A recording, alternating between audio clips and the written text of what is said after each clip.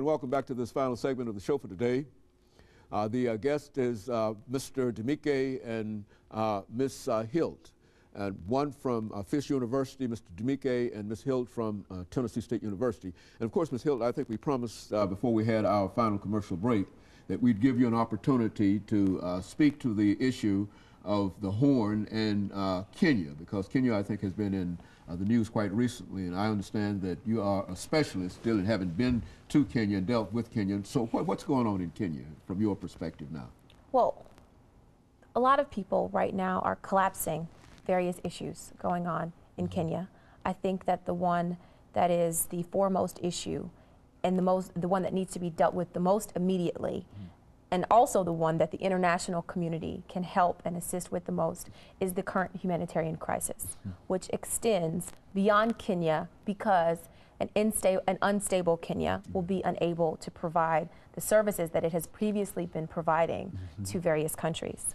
So currently, in addition to the deaths, there are roughly 250,000 Kenyans who are currently displaced. But more significantly, Kenya has been providing absolutely fundamental resources, not only to populations of people in various countries surrounding Kenya, but also to aid workers and people leading humanitarian efforts in those places.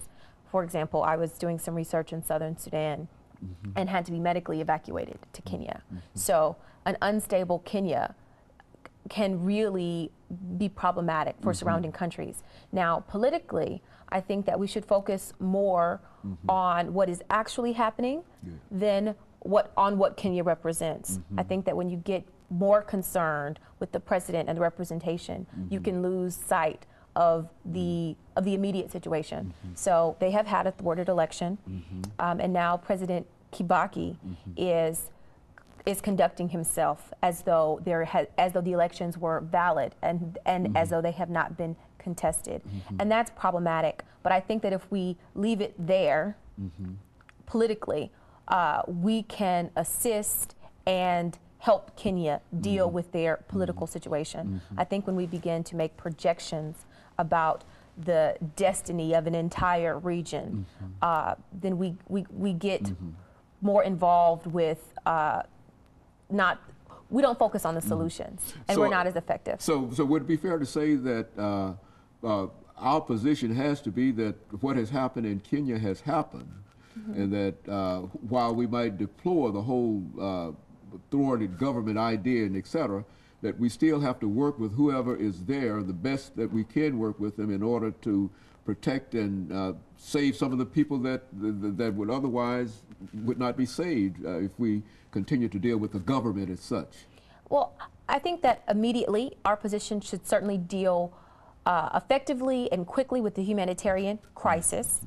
And secondly, I think that we should continue to make decisions about a United States position in regards to Kenya as things unfold there. Ultimately, Kenyans will have to deal with their political issues as a sovereign nation. However, pressure can be put on President Kibaki to handle a situation differently.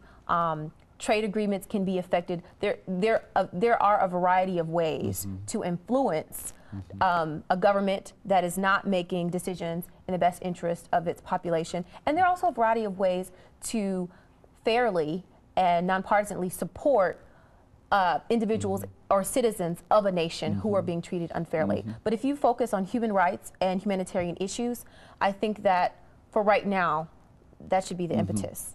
You know, Mr. Demeke,